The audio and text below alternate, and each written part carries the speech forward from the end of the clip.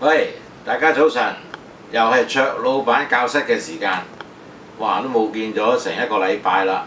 記唔記得上次我講咩呢？上次呢，我哋係講呢一個社會上嘅轉變，市場上嘅機會，能夠令到呢做保險嘅同業係可以呢，係嗰啲生意啊做到大到呢，係好似等同喺出邊，我哋有啲客人經營一盤生意。做廠家或者做呢個貿易一樣，我哋可以呢係做到嗰個 size 嘅生意。咁大家今日呢，我想呢同大家呢就係諗一諗，如果你係而家仲係經營緊一盤生意嘅話，你知唔知道呢啲咁樣嘅情況係發生緊呢？如果你唔知嘅話，可能係好似有一個金礦喺你側邊，而呢個金礦呢係隱藏住呢。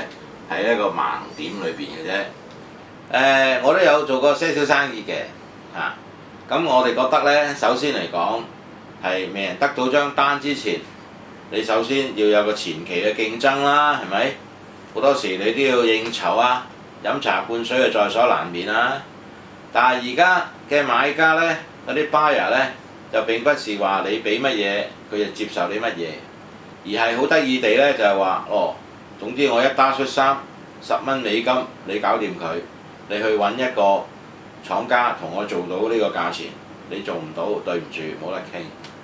所以有時都幾困難㗎嚇。但係之前你分分鐘仲要應酬佢啦，哇，仲要可能要俾回佣佢喎關係係你自己要搞掂佢嘅 goodwill，個 seller 嘅 goodwill 你都要建立。咁你睇下我哋做保險嘅一樣啦，呢啲困難我都會預見嘅喺前期。第二樣嘢呢，就係講我哋個 margin 個邊際利潤啦，同埋呢，就係究竟要攞幾多錢出嚟呢，先可以賺到呢個 margin。我舉個例啦，如果你而家有嗰個 margin 係3至5% 啊，你已經好叻㗎啦。但係你知唔知道做保險嘅 margin 有幾多啊？通常嚟講，我哋嘅 margin 一定係比你而家做緊 trading 嘅 margin 多好多。仲有喎，你去賺取譬如100萬嘅生意，你分分鐘要攞2000萬出嚟。你又問下我哋嗰啲同業，如果你要賺取100萬嘅佣金，你使唔使攞2000萬出嚟啊？你係唔使嘅。第三，做生意嚟講，一定唔可以缺乏銀行，係咪？你要做生意大啲，你一定要將你個本金擴大，但係擴大嘅途徑，你咪去銀行度做融資咯。融資係一個金融嘅術語，講得平白啲就去借錢，去度水，買當借。喂，就係咁樣噶啦。咁所以你要做呢一個生意做得大，你自不然逃離唔過呢銀行嗰關。你要俾利息，你要俾呢個費用。開信用證一個先都要俾出去嘅。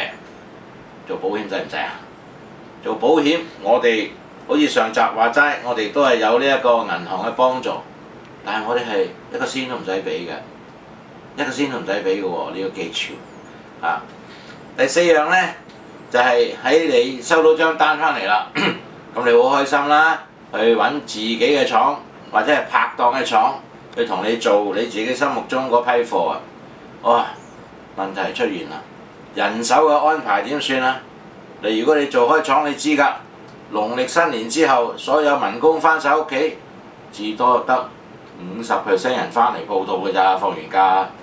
咁你點啊？單喺手啦，冇人做，大鑊呢次。仲有喎，你攞嗰批貨翻嚟，人哋係咪即刻同你做啊？或者人哋又俾呢批貨做緊？咁你又要等啦。佢肯同你做啊點啊？你仲要揾原料喎。如果你係做開呢個小五金嘅生意，小五金嘅價錢啊，喺最近呢5年啊升咗5倍啊！你都以前俾開人哋嗰個報價，可能都而家都唔啱喎。仲有呢啲咁嘅價錢，日日都浮動喎，唔係話你有條數可以計喎。好啦，就算俾你解決埋呢個問題，你仲有喎。喺製作嘅課程計咗個過程裏邊，你個貨物嘅損耗呢，好似話做一個瓷器咁樣啦，燒2隻碗出嚟，有1隻唔得㗎，你知唔知啊？浪費啦，呢啲就係叫做係咪？我有啲客做呢一個廠嘅，其實夜晚啊喺呢個後門啊，俾人抬晒啲貨走，抬啲原料走，抬啲製成品走，你都冇辦法。喺呢個製作過程裏邊，我哋做保險嘅人會唔會遇見同一個問題啊？冇問題嘅。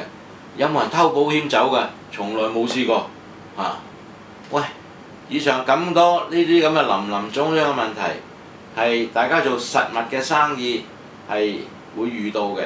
既然你有咁嘅聰明才智，喺呢個實物方面你都可以做到咁威煌嘅成績，點解你唔進一步去經營保險嘅生意呢？好啦，嗱，我哋暫時呢，我哋呢就講住呢6樣喺呢一個呢係做呢一個普通生意嘅時候嘅問題。Compare with 我哋自己係做呢個保險嘅生意嘅好處。各位做開生意嘅朋友，你認唔認為我講呢番説話係反映咗現實呢？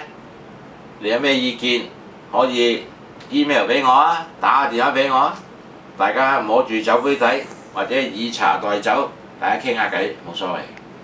下個禮拜再見你，拜拜。